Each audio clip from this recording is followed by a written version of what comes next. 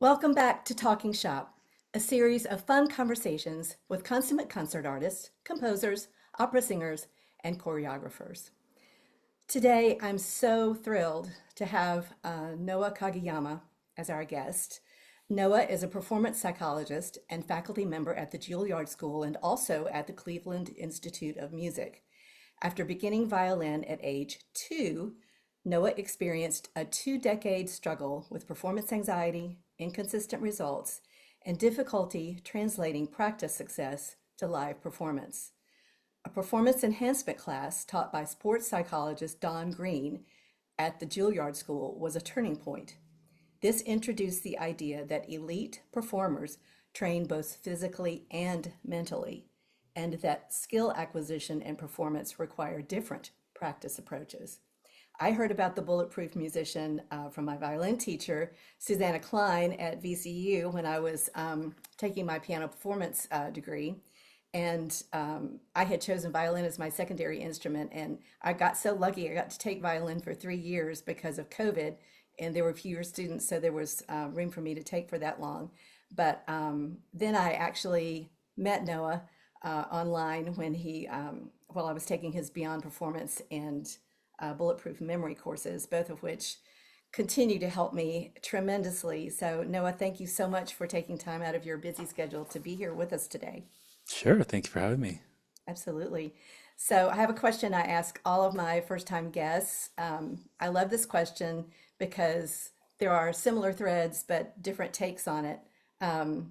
So part of this probably was answered a little bit in your introduction, but what does being a performance psychologist mean to you on a personal level? And secondarily, would you please define exactly what a performance psychologist is for us?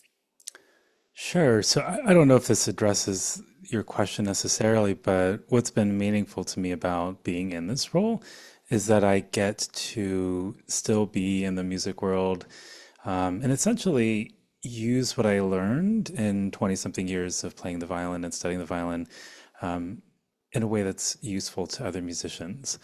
I mean, very easily I could have transitioned into something else where it would kind of mean saying goodbye to those 20 something years of friends and colleagues and knowledge and skills that I gained. So to be able to, I don't like the phrase paying it back, but being able to still be of some service or of some help to folks who I'm still close with and have shared lots of anxious moments with backstage and so forth, and future generations of such folks, and hopefully for them to experience less of the sorts of worries and doubts and anxieties and frustrating days on stage, that we've experienced, would be pretty cool as well. So that's what's been, I suppose, Yeah, most those, meaningful. those, those backstage experiences are bonding experiences, aren't they? Right. And Well, I and sometimes on stage sometimes mishaps on and so stage. forth. Yes. Yeah, exactly. And as a musician myself, I relate so much to what you say because these relationships that we form in that world are just they're singular. There's nothing else like them in the world. And so I'm happy for all of us that you were able to pursue this area. So what exactly is a performance psychologist? Tell us a little bit what that is. I mean, I think, yeah.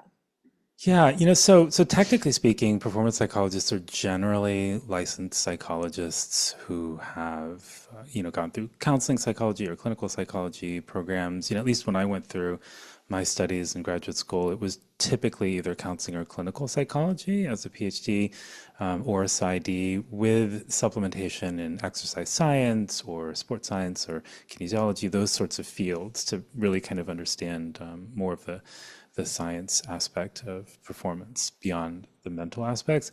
So a lot of performance psychologists are licensed psychologists who can practice and bill insurance and work with folks on a typical realm or range of kind of human, mental challenges that we experience, whether it's depression or generalized anxiety or marital issues, the whole range that you would normally go to a therapist for. But performance psychologists often then have this sort of specialty area where some focus increasingly on what you might even think of more as coaching than therapy. Because when I first encountered Don and saw the term, sports psychologist, I was like, well, I wonder if that's just like basically a therapist for athletes. And turned out we didn't get into anything that was like therapy related during the course of the semester. It was all very concrete, actionable skills that related to learning more effectively and being able to demonstrate those skills more effectively under high amounts of pressure and stress. So that was what really kind of intrigued me because I was actually a psychology major in undergrad and didn't actually particularly find psychology all that interesting because I wasn't sure how to relate it to my own experience Yeah. in music or on stage or performance. And then suddenly when sports psychology came into my awareness, I was like, oh, this is actually really cool and really interesting. And it was, again, very concrete and very practical and very applied and made a huge difference in my playing.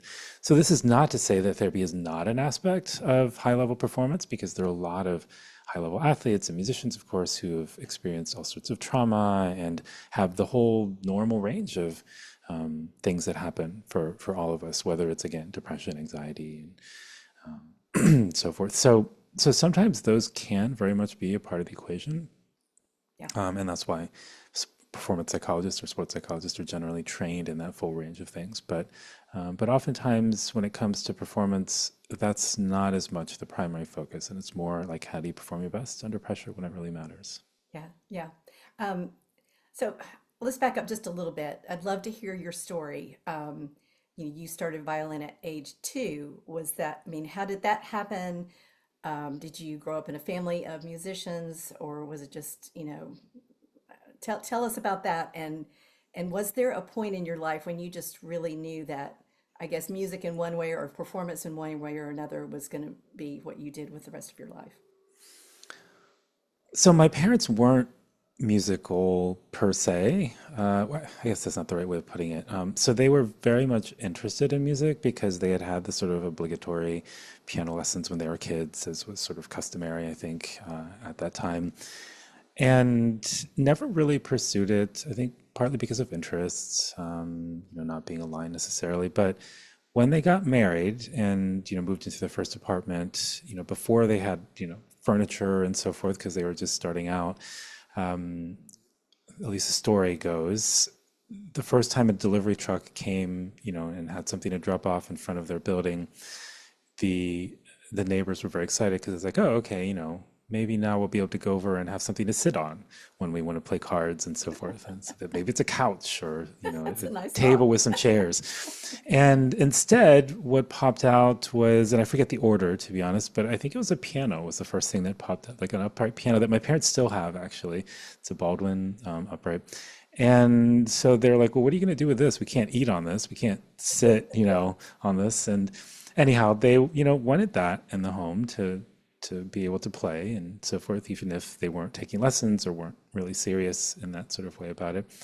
So then the next month comes along and, out pops another delivery truck and something comes out of it. And then it was like, okay, now there must be a couch or coffee table or something in there. And actually, no, it was a stereo set, right? So speakers, turntable, receiver, which again they still have, and so eventually they did get a couch and dining table and chairs and so forth. But it sort of indicates that that was in some ways where their interests and priorities lay. And so I grew up hearing music all the time, and there are little pictures of me as a little baby, like smashing the keys and pretending to read music and so forth. So I started off at age 2 at a Suzuki summer camp, partly because of that interest that my parents had, but also because my cousins in upstate New York were among the first guinea pigs for the Suzuki program that was starting up there. And so they had already started going through this experience, and my mom was intrigued by it and really inspired by Dr. Suzuki's philosophy and wanted me to engage with that and see if there was something there. And so, yeah, that was how I got started. And then my mom was so inspired, in fact, that she became determined to find a way for me to study with him. And so found his phone number, mailing addresses, wrote him letters, kind of pleaded to have him accept me as a student. And I think she eventually wore him down and he said yes. And so we flew over to Japan midway through kindergarten and I studied with him for about 6 months and Oh my gosh. things kind of just went from there. When I got back, I was having multiple lessons a week and started driving all over the place to different teachers and different programs and youth orchestra, chamber music, theory lessons, flying to New York at some point for pre-college at Juilliard in high school. And so I never really thought about not doing music because the Hmm. path just kind of kept going.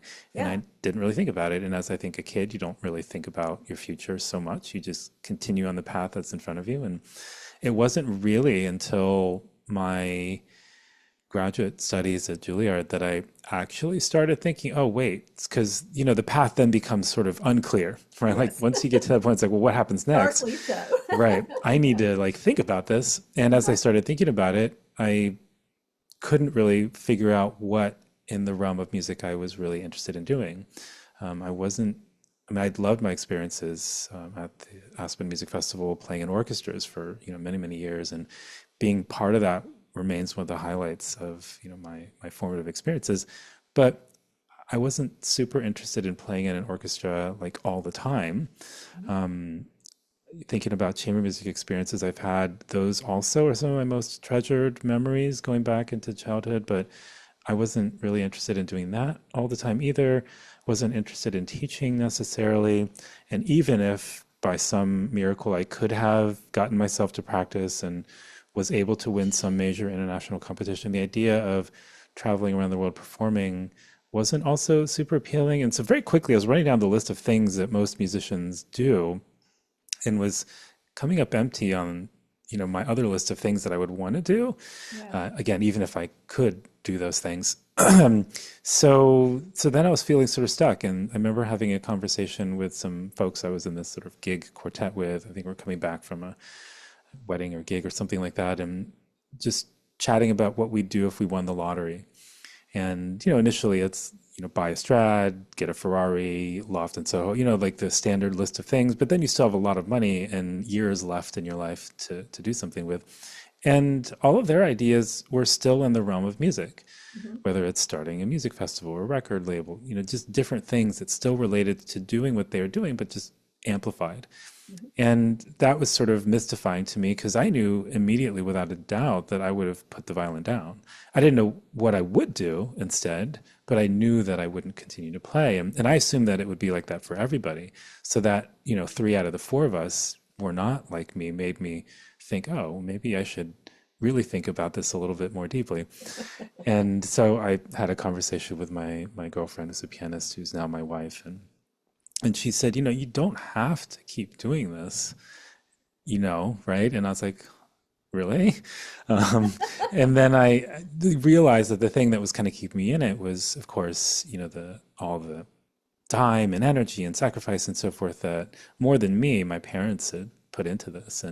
Sure. And I was concerned and worried that they, especially because I didn't have a plan, I didn't know what I would do, that they wouldn't be so keen on my idea of putting the violin down. So eventually I had a conversation with my parents and my mom actually mostly, and I kind of broached the idea of me not playing anymore. And, to her credit, she was quiet for a while, but eventually said that, you know, I was going to be around, presumably, in this world longer than they would, and I should do the thing that actually would make me happy and make me feel satisfied and, give my life meaning and so forth. And, don't just quit the violin without some other idea, but if something else feels more compelling, essentially, I had their blessing to pursue that.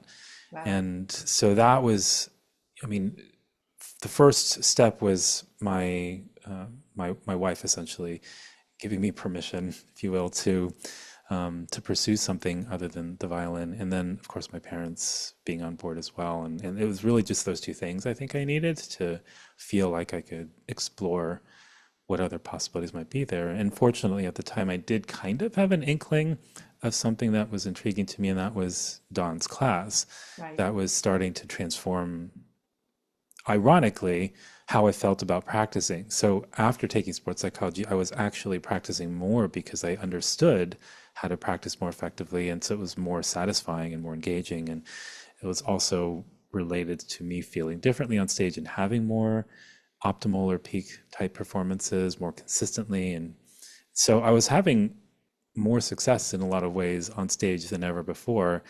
But that actually made me more and more interested in putting the violin down and pursuing this understanding of Yeah. how does one get there even Yeah. more. Yeah.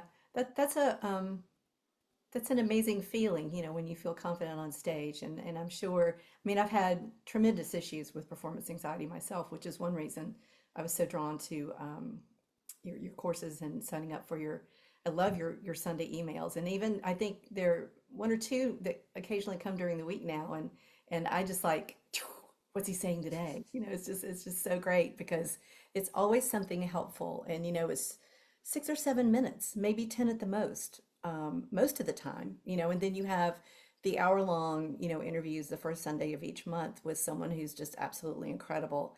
And I do my best to listen. I love listening to podcasts because I do it while I'm getting ready in the morning or I'm cooking or something, but I'm still really listening. So I'll listen to those, some of these I'll listen to multiple times, just to make sure I've really got what you were saying. But anyway, to get back on track, I wanted to. I looked at your website, obviously, and saw this great video that kind of introduces you, and it describes you as not only a performance psychologist, but a blogger, filmmaker, painter, writer, and creator. So I'm sure I didn't get all the things that are listed on there, but tell us about those other sides of you. I was really intrigued by that. Well, to be fair, I think that was alluding to the other customers of the service. So ConvertKit Okay. consists of writers, painters, filmmakers, other creatives. So that Okay. was not, unfortunately, me.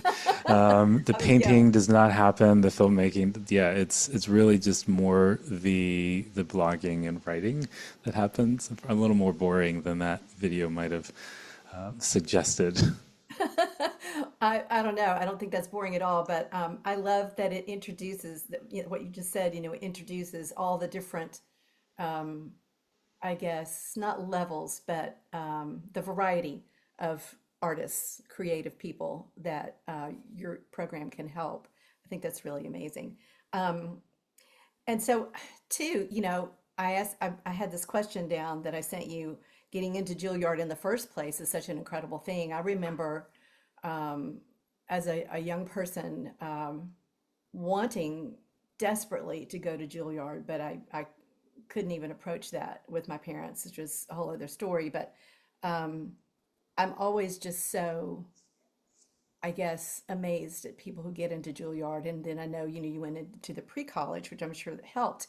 But, and part of this was answered because, you actually, you were deep into Suzuki training, so at the deepest level, actually, or the highest level, whichever one you want to call it. And I'm sure, do you think that's what helped you get to the level that to be accepted into the pre-college program at all? So, you got to get to this first step to be able to eventually get into Don Greene's class, right? Yeah, I was really fortunate. So this is maybe a little bit of a tangent, but there's this podcast that I enjoy that interviews entrepreneurs and folks who started businesses, like Five Guys and, Halo Top Ice Cream and so forth. How I Built This is the name of the podcast. And one of the questions that he asks at the very end is, how much of your success was due to luck? How much of it was, hard work and effort? And to be honest, I was extremely fortunate in so many different ways. I mean, even just starting Suzuki, that my cousins were already part of this program at Ithaca College, and that was a big reason why that was possible. And for my mom's persistence and wearing down Dr. Suzuki and so forth, and even the fact that I grew up in Central Ohio, where there were lots of opportunities. In Ohio for music was a great state because Cincinnati is not too far away. Spent a year commuting to Cincinnati for lessons. Oberlin and Cleveland were not so far away. So various years I would spend, a year or two studying with different people there. Chicago was drivable, and so there was a year we spent, community lessons there. And so, I mean, beyond my parents' willingness and capacity to be able to support this, there were, it wasn't like I grew up in an area where it was a little too far to be able to work with the sorts of teachers and mentors I had that were foundationally important. And even in Columbus, I mean, my most formative experiences from probably age 6 to 12 were with teachers that were exceedingly thoughtful and supportive and helpful. I actually just recently went to Arizona for a music teachers conference and got to meet up with the teacher. Her name is Maria Gisi, who taught me from the time I was about 6 until Oh, wonderful. 12 when she Wow. moved there. And that 6 year span was where a lot really happened. I mean, it sort of set the foundation for me being able to then work productively with lots of other people. And she was, just the perfect influence at the right time, and that, just patient, which I think one needs to be with someone at that age. And really, one of the things I remember most is her saying when I was probably, I don't know, 7 or 8 or 9, like very early on, that her job was not so much even to teach me how to play the violin, but to help me learn how to teach myself how to play the violin. And I think that's something that teachers all know and say and so forth. But something about how she said that, I think, shocked me in such a way that at that young single-digit age, I still have a memory Yeah. of that. And so that kind of a teacher, who would take out books on fingering theory, and kind of show me that there was principles involved and it wasn't random. And so yeah, it just really exposed me to a lot of things that made me like had me play with a broke bow. Like this is back in the early 80s, maybe, before Wow. that became such a big thing, and encouraged my parents to buy one. They never did because they're like, what am I going to do with this thing? But but yeah, things like that I think were Yeah. really instrumental in Yeah. shaping me. Wow. That's fascinating. Um, so after taking the performance enhancement class, in what ways did you find performance psychology helped you as a violinist struggling with performance anxiety and translating successful practice at home into successful performance on the stage? Because I know you talk so much about that in your Beyond Performance class, which is so wonderful. And I would encourage anyone to look into that and take it. And you're in what, you just started cohort 27, is that right? For that? Yeah, the cohort-based courses are the live performance psychology essentials Yeah, classes. Yeah. yeah, which are amazing. We'll talk a little bit more about that later. But so what aspects about performance enhancement, if you can identify any, were particularly helpful to you? And I don't know, just from what you said earlier, having the experience of becoming more confident on stage through this, serving as the foundation for what you're doing today, to me is so incredible. But because I think it would be a little bit hard to credibly teach something that you had not experienced yourself. Yeah. I mean, for me, the most illustrative example of this was a story I often tell because it was the moment I realized, oh, there's something to this that I might want to pursue. I was doing an international competition, and I always rather liked competitions for various reasons. And this one happened to be taking place in New York instead of Denmark, where it normally takes place. And so that meant that there were going to be more people around who knew me, and I could be less anonymous. So in some ways, there's more pressure for me to, put on a good showing in front of friends, colleagues, and so forth, instead of a bunch of strangers who I may not encounter quite so often. So one would imagine that that would be enough to motivate me to practice really diligently. But and we haven't talked about it too much, but I've had this lifelong struggle with getting myself to practice. And so not only was it a struggle to practice, but I wasn't aware of how to practice very efficiently or effectively. So sort of doubly not a great thing for me. So all this to say, I was set to play in this competition and was very much not prepared. First round stuff, sure, I could, get through it. But second round stuff was kind of iffy. Third round stuff, like, third movement of the concerto wasn't really learned. Like the second movement wasn't memorized. The first movement, maybe, things like that. Like if I knew that if I advanced certain ways at some point, if I wasn't eliminated, I would have to like withdraw myself from the competition because it would just be an embarrassment. So anyhow, I knew that I could get through the first round, so I did. And fortunately, I had had Don's class, I think maybe a couple semesters prior or a semester prior. So I knew how to get into the right headspace on stage. I knew how to manage nerves more effectively. I knew how to be prepared mentally for all the things that could happen so that I could, kind of lock in on what I needed to focus on in the moment and kind of get into the zone and not worry so much about what other people would think and all those things that otherwise would have been pretty typically part of my experience performing in a setting like that. So the first round came and went, and I played better than I had any right to play given my level of preparation. So I ended up advancing to the second round, and so that freaked me out a little bit because I was like, oh crap, okay, so now you only have like, a day or two to try to cram this into my fingers. And discovered the night before the second round, for instance, that the Bach Chaconne, which I was supposed to play, wasn't actually memorized because I'd never bothered to play it through to see if it was or wasn't. And so I spent, I don't know if it was 24 hours or 12, but from the time I discovered this, through dinner, through sleep, like I just had the CD player on repeat, hoping that all night long something would stick in there, and kept listening to it. And there's other stuff on the second round too, but so yeah, I managed to kind of get through the second round. I mean, I did sort of have a memory slip in the Bach, which I think might have been a big part of my undoing. And so fortunately, I didn't get past that point because that is the point at which I was not prepared to go any further. But again, in that second round, played better than I had any right to play. And my experience supported me too. Like I wasn't nervous so much as it was sort of like a more of an excited type of curiosity. It's like, I wonder how this is Yeah. going to go. And I was able to detach from other people's opinions and so forth, and really just kind of be in the moment, try to enjoy what was happening and being able to play in this hall and so forth. So after that, I realized, wow, like, so the answer is not that if I get good enough at the mental game, I don't have to practice. Like, the answer is that given whatever level of preparation I have, I'm able to play at that level consistently, which was a struggle for my entire life. So to be able to, regardless of how much I've prepared or how little I've prepared, be able to like play at a level that's representative of my level of preparation, like that was really cool to me. And that was the moment where I realized, oh, this is something that maybe I'd like to be able to pursue and to be able to help others with as well. Because that feeling is, I mean, as everyone knows, like it's awesome when we have those days when we play just like we imagined we could. Yeah. Yeah. Yeah. It's a lovely place to be. And it's when I decided early in my life I wanted to be a performer, that was exactly why, because there was no more glorious feeling on the face of the earth. I thought, this is it. I want to live here. Mhm. Yeah.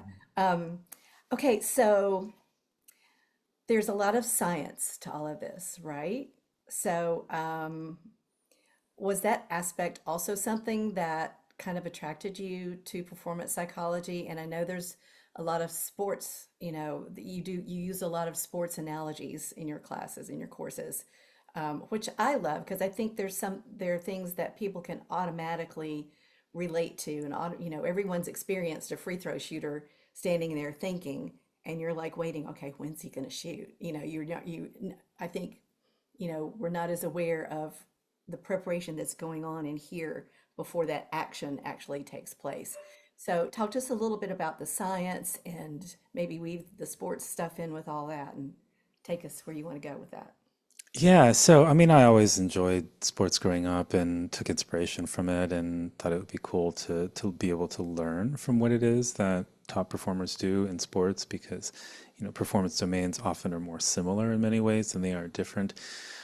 For me, the science is important because so often we'll hear stories about like so and so does this and that seems to work for them. And then we try it and it turns out that doesn't work for us. Or maybe it does only works for that person, or maybe we were doing it wrong, but it's hard to know, right? So for me, the science is really helpful because it's essentially looking not just at what works for one person, it's does this thing work for all sorts of people at different levels or, across a range of different characteristics. And so that was really reassuring because it meant I could save a lot of time And instead of having to like test out a whole bunch of things to see what worked for me and what was just a very unique situation for one person, I had some confidence that, oh, if I do this thing, it'll probably be helpful for me as well, because these other hundreds or dozens or thousands of people also tried it, and these were the results that they got. So instead of it being kind of like a case study by case study basis, it was sort of like a bunch of case studies mashed together into one study. And so once I discovered that there was such a field with lots of research and studies and so forth, it made it a lot easier for me to kind of embrace something and just go with it and trust that over time that was going to be helpful to me. And then, of course, I started to see evidence of it in my own experience, practicing and performing, which then reinforced it further and kind of creates this spiral of wanting more and seeking out more and testing more and so forth. And even with the research that's out there, it's not that every single person will benefit in exactly the same way from every single thing, Right. but it's helpful to know that there's some precedent there. The other thing for me too, is not exactly the question about athletes that you asked, is when I teach, I tend to emphasize the things that have overlap with anecdotal evidence in music specifically, right? So for me, it's perfect if a study says something or suggests that something might be useful, and then I hear or I see a video of Leon Fleischer talking about that same exact thing, but in different words, right? Yeah. He's not talking about numbers and statistics and athletes or anything, but he's saying the same thing, and that same principle overlaps with what the research suggests. And turns out there's a lot of that.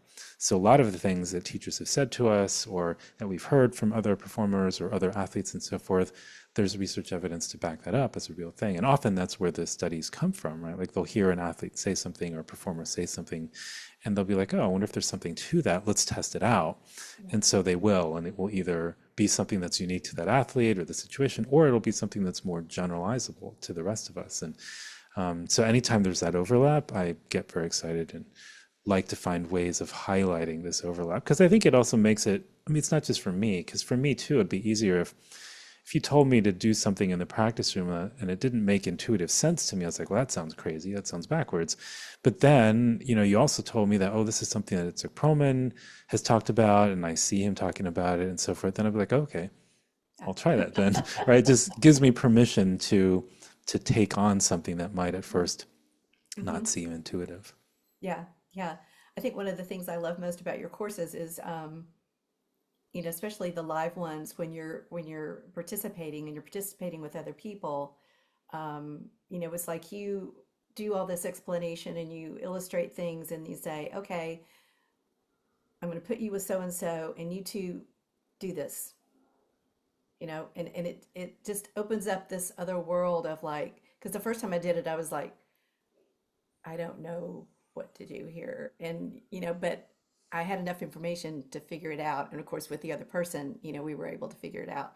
So I think that's magical in a lot of ways. So I guess what I'm saying is, I love that the scientific part of it, as you say, when I look at one of your posts and I read this study said so and so and so and so, and then you apply it to the music, and then I can relate to that. I'm like, oh, okay. But then it gives me, I have something I can then go off and work with myself and make it my own and have it apply, to my particular situation, which is really beautiful. So thank you for explaining that to us. And there's also, I've been, because of your courses actually, I've sought out other podcasts that talk about, athletic mindsets and things like that. For I think tennis in particular, my husband's a big tennis guy, and so I was listening to a tennis podcast once, and I was like, oh wow, that's a lot what Noah said about music, and it's just really, really, really cool. So there is just this mushrooming kind of thing that's pretty awesome. Um, how did you come up with the name Bulletproof Musician? I wish there's a great story behind it. Really, it was, I think I read a blog post about how to name blogs. And one of the strategies involved combining the audience with some adjective that seemed descriptive of what the aspiration was. And so I think what I did is I took musician because I knew that was the audience that I wanted to write for. And then I just went through a bunch of words. see what kind of sounded right. And bulletproof always kind of stuck with me because I think it's actually a word that popped up once or twice in one of Don's books, like the Yeah, idea of just feeling bulletproof, like yeah, that you can just do your thing, nothing's going to get to you. And that just sort of also seemed, not only did it feel aligned with how I remember feeling on those good days, but it also seemed a little incongruous next to the word musician, because you don't generally see those words next to each other. And so that just felt like a good blend. And so, I think there are a couple others that my wife and family and I were sort of playing around with, but that's the one that seemed to stick. yeah. And also, it was available as a domain name. That's a big So, thing too, isn't it? right. Yeah, I think you hit the nail on the head because visually it's such a great image. I love imagery, and when I'm performing or when I'm preparing to perform, practicing, I'm thinking of, the word bulletproof makes me feel like, okay, I have all of this, I have these tools and I have all of the ones I need to make me bulletproof so that anything that happens, if I hear a cough or a sneeze or, one of my favorite things to do is when my husband will come in and just at a moment of intense focus, come in and say something to me. And I'm just like, okay, I have to keep going. I have to keep going. Or I'll say, not now, like that. And so it's just having these tools to help you get to a point where nothing really throws you off.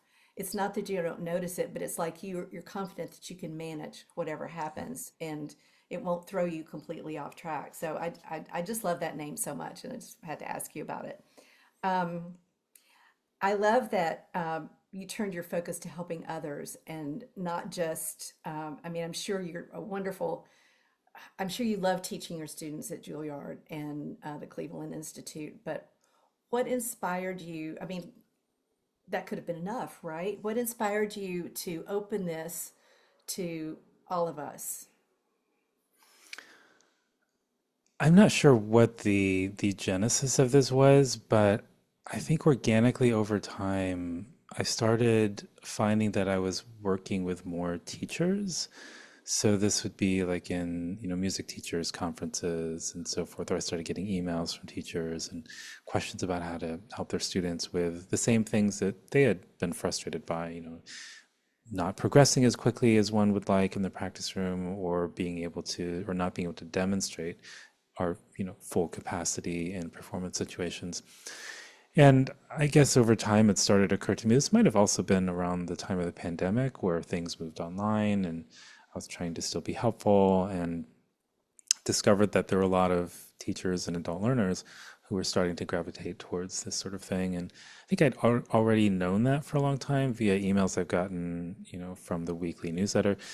But it then kind of started to occur to me, and maybe this is my wife's idea or observation, but like my ability to be impactful to students who are already in conservatory or near the end of their conservatory studies is awesome. But I wish, and I think they do too, that they had been able to access all this stuff and utilize it much sooner in their Hmm. lives, like say high Hmm. school or thereabouts, right? Because then their whole experience of college and grad school might be, enhanced even in some way, whether it's just emotionally or mentally, or even in terms of actual results. And so the only way for me to do that, and I was actually teaching pre-college at Juilliard for some period of time, which was also really cool to be able to do.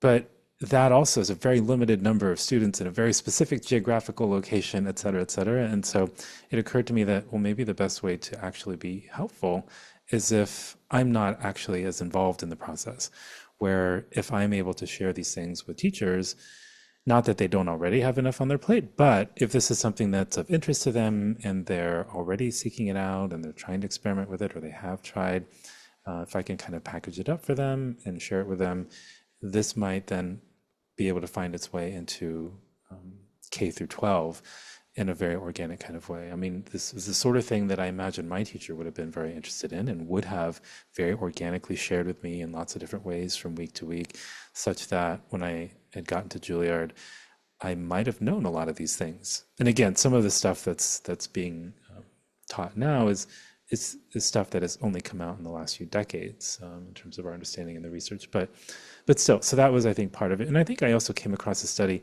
which looked at a volleyball coach. And they had a sports psychologist work with the volleyball coach to teach them how to do a particular mindfulness intervention. And then they had some of the players work with the sports psychologist, others worked with just the coach. And the coach was able to get the same level of results as the sports psychologist after being trained in this intervention, which is not to say that sports psychologists are not necessary, but it just means that there are a lot of things that you do not necessarily need a PhD in psychology or being licensed in order to be able to successfully implement for change in athletes and musicians as well. So my goal then became, if I could have more of an impact perhaps by helping teachers help their students with these things, that would be a way of kind of magnifying the impact that performance psychology can have in more young people's lives, whether or not they actually even go into music, because, as we've sort of talked about today, these principles are pretty universal and applicable across performance domains, whether it's, spelling competitions or debate or Model UN or interviewing for colleges or jobs or, pitching various products to venture capitalists or, whatever it is that one might need to do in the course of their lifetime, professionally or academically. Yeah, absolutely. And I know in the cohort that I was involved in your life, Beyond Performance class, I'm sure it felt like it was a mixture of people, loving music and doing it for their own fulfillment, possibly adult performers like me. Um, I don't know how many people who were actually back in college for a second degree at that point, but I'm sure there are those people involved too, or maybe even professionals who are just trying to keep, it's a lifelong thing. It's not like you just adopt this set of tools and you're set for life. It's a constant, the beauty of what we do is that we're always growing, always learning. And I think tools like yours, you adopt them at first and then you get to a certain point and you're at a different level now. So maybe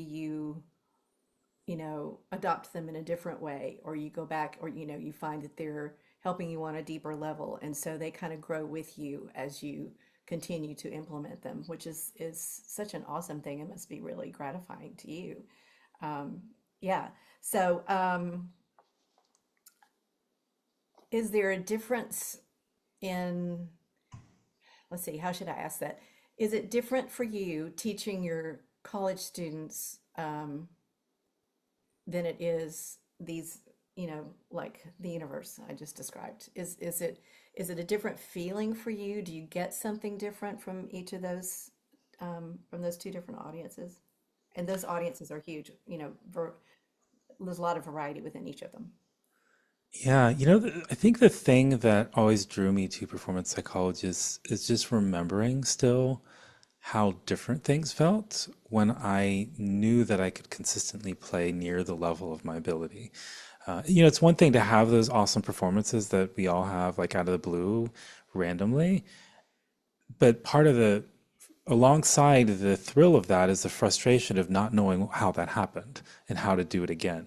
Yeah. And so when that started to change, when I started to realize, oh, if I do X, Y, and Z, and I prepare in such and such way, or even if I don't prepare in such and such way, if I do, these things, I'm able to lock in and play as well as I could hope to play given the circumstances and my level of preparation.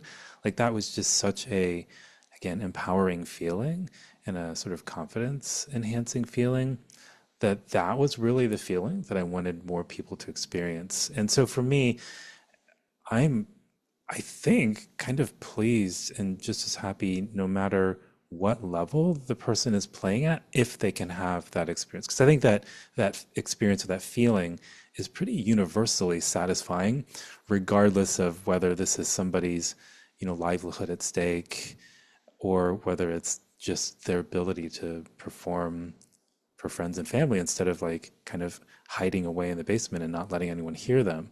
Yeah.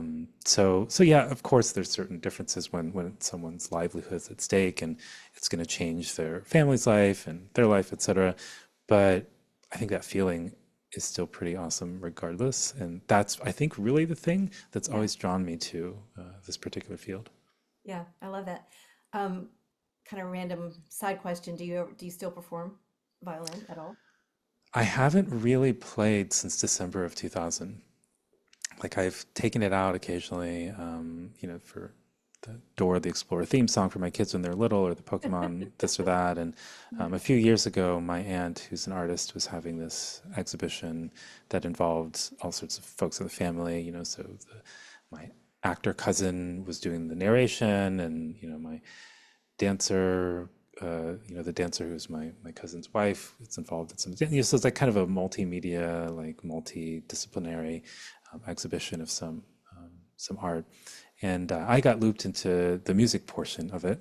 So I did have to whip out my violin and try to figure out how to play again for a little while. And this also was, newly composed music, so I had to figure that out. And I had to figure out how to use an iPad with the pedals and so forth. That's always fun. But yeah, I think it was, so I came out of retirement, as it were, for, like a week or two. But that's really all the playing that I've done. Yeah. Yeah. That sounds like that was an interesting experience. Did you discover anything during that experience that surprised you? Well, I discovered that my setup was terrible. So like my chin rest and my shoulder rest situation, like I was basically doing this, Oh, for many years. And so I very quickly needed to change that up. And so I feel much better about my setup, even though I don't play anymore.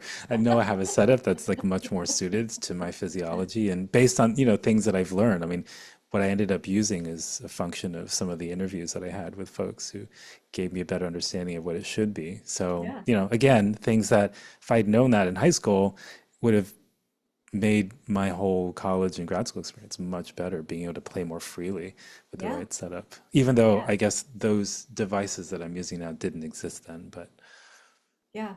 Yeah. It's amazing how those quote little things can make such a huge difference. And that's not really a little thing after all. Um, I would love to hear you talk a little bit about your courses,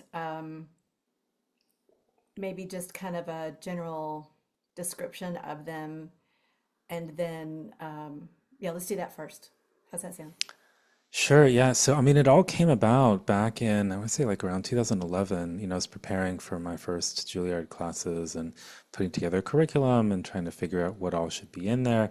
And it started to occur to me that, if my class is limited to X number of students, X times per year, it's a limited number of folks that I can share this with. And it's around the time when more people were starting to offer courses online. So I was like, huh, I wonder if I could do that as well. And so I ended up creating a kind of online version of my semester-long class at Juilliard and offering that online.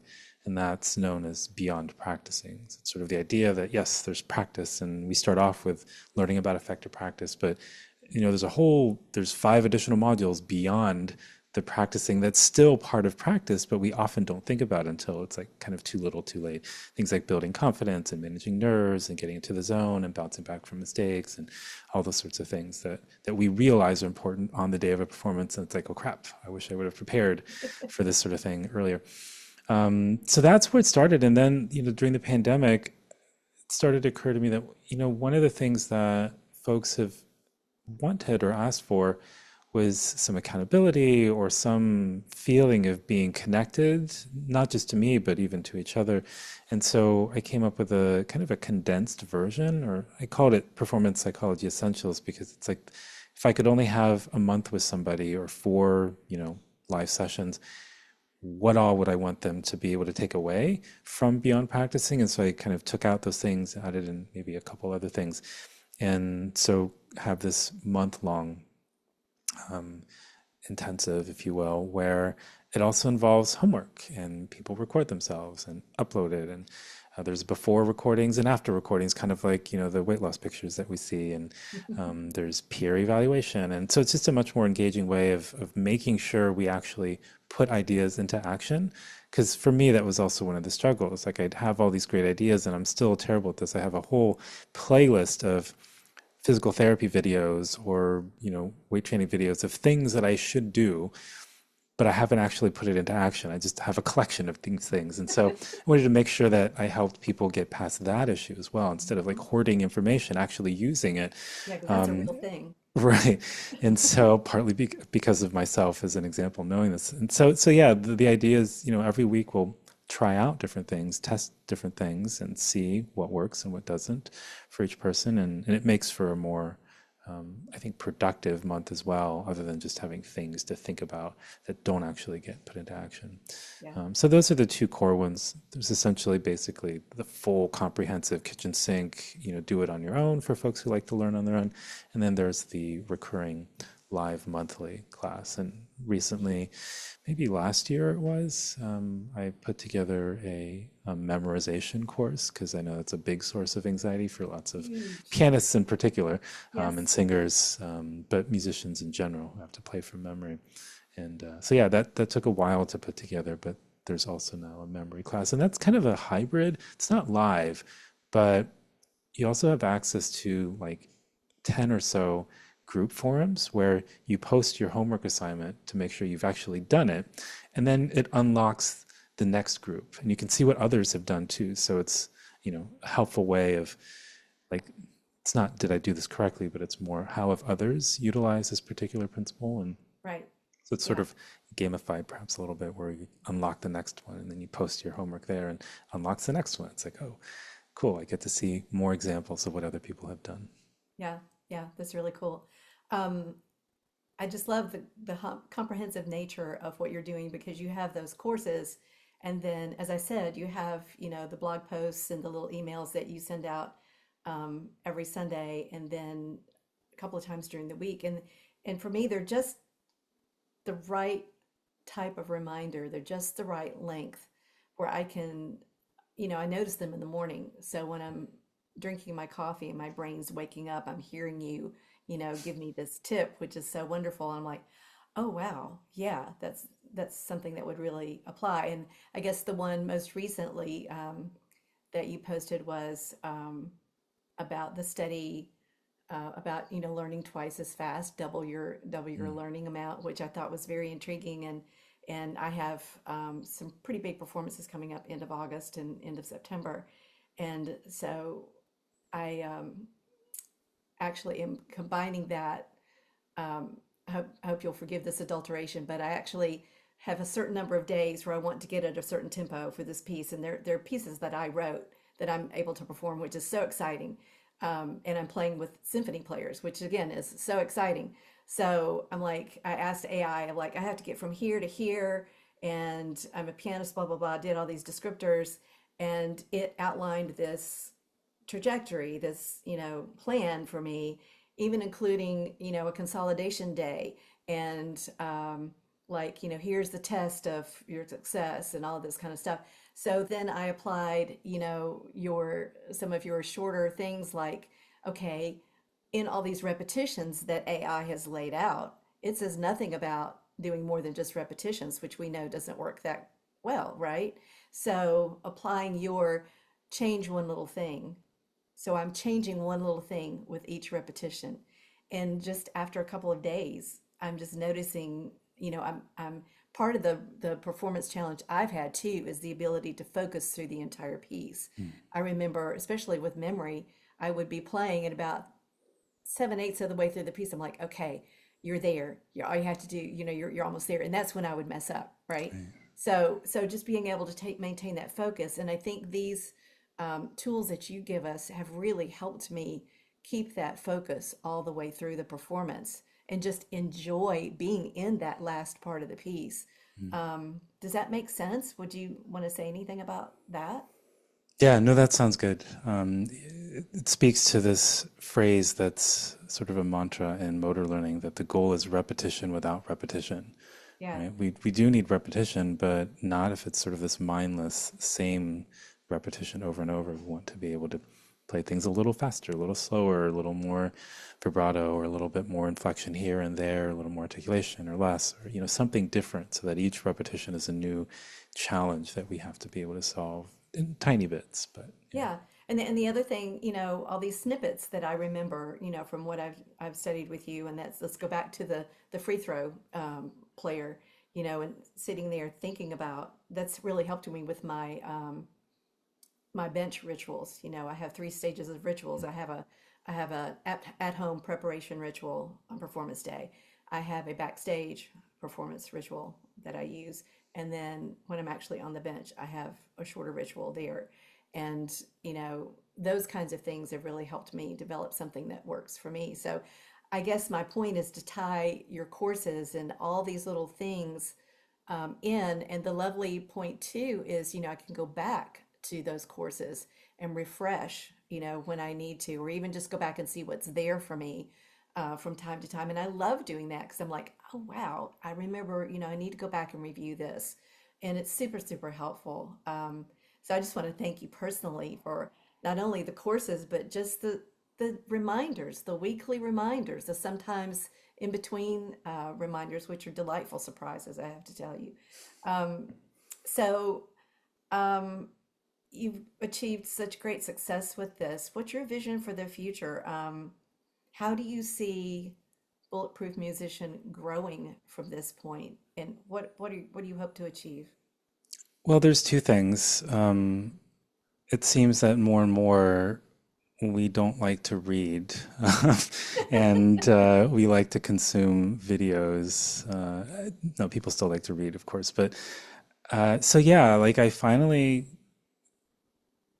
nudged myself, I think, hard enough, or external forces nudged me hard enough to start a YouTube channel. I've started to get into a flow of that. And so trying to take these 600 plus blog posts that I've written over the last, 15 years or so and translating them into YouTube videos when appropriate. Because, I think a lot of times too, like a picture can be worth 1,000 words, and being able to see something helps to illustrate it more than trying to visualize it yourself through words. And so that makes sense to me. And so I've tried to do that here this year. And so that's one part of it. I'm not sure where that's going to go.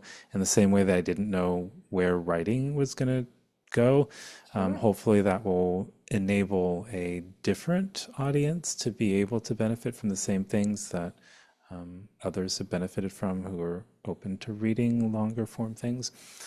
The other part of it is, I was part of this working group earlier this year that gathered as academics and researchers and administrators and practitioners and so forth from around the world, actually, multiple countries and continents, who are interested in the larger term for this, I suppose, would be musician health, right? So not just physical health in terms of like understanding your body and Alexander technique and body mapping and Feldenkrais and so forth, but auditory health and hearing health and protecting your hearing, and but also mental health and understanding performance psychology and how to teach in a more effective way, but also how to learn in a more effective way, and how to navigate performance and the pressures of a career and so forth in a more healthy way. Um, Currently, at least my understanding of this, I haven't been as involved in the nuts and bolts of this part of it, but my understanding is that the accreditation standards for music schools currently kind of put the responsibility for exploring this on the student, right? So I think it acknowledges the value and importance of these for a long, healthy career in music, but it's sort of like the student has to seek out Alexander technique or performance psychology, et cetera. And it's not built into the curriculum because, it's already, there's so much stuff in the curriculum that's really essential Exactly. and helpful and Yeah. important. It's like, where are we going to carve out room for more stuff? Hmm. But the goal of this working group, I believe, is to, our pie in the sky kind of aim is to hopefully have some impact on accreditation standards in the future, in the sense that, the surveys that have been done, for what I've been told, suggest that, you know, teachers don't want to be experts in Alexander technique necessarily, not all of them anyway, and or performance psychology, nor should they have to be experts in Right. all of these different areas of musician health. But if this were at least some part of the curriculum, they would have some expertise or some ability to share some of these things with students. And it seems that many teachers do want this. They want to be able to help their students in these ways. And many students also would like this, and both seem to think that it should come in some part from the teachers, right? The students would like to get this information about physical health and playing with ease and being able to prepare for nerves and the pressures of performance from their teachers, which makes perfect sense to me. Yeah. And teachers would also like to be able to help their students with these things when these questions come up. So if perhaps this could be part of accreditation standards moving forward, then it would mean that this would become a more universal and global set of knowledge or expertise that would be more easily disseminated at all levels. And it would mean that someone like myself wouldn't be as necessary, at least in those areas, right? So again, K through 12, or even in college and grad school, I think there would always be room for experts in these domains. But if everybody has kind of a higher baseline understanding and can utilize these, it feels like it would put many people in a better place, mentally, physically, and otherwise. Yeah, that really, I'm very excited to hear you say that because as someone with 2 performance degrees, I longed for, I mean, there was a lot of, there were a lot of tools, being given me, but especially as someone with a high level of performance anxiety, it would have been so wonderful to have a teacher who I felt really taught me to be a performer. And to me, that encompasses everything that you were saying. So it really thrills me to hear this outline, this vision you have for the future, that would become a standard thing. That really makes me happy to hear you say that. Yeah. No, I thank you so much for being with us today. This has been absolutely fantastic. And thank you for joining us for another really great conversation on Talking Shop. We'll see you next time.